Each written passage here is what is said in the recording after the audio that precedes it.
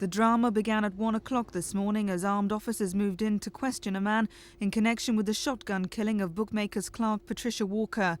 The 31-year-old married woman died after being shot through the back of the head in an apparently unprovoked attack in a betting shop in Willesden on Saturday night.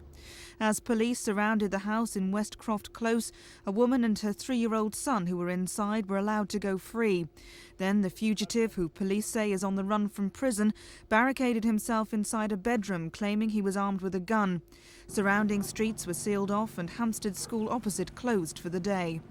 What's happened is that during the exercise to try and arrest him in the early hours of the morning, this morning, he's locked himself into an upstairs bedroom, and we believe he may be armed, but we don't know for certain, and won't come out. How dangerous do you consider this man to be? Well, he may be armed. If he's armed, he clearly is a danger. But I don't know if he is armed. I can't confirm that he is armed. So obviously we've got to take every precaution, and I'm clearly anxious to make sure that nobody, including him, gets injured in this incident.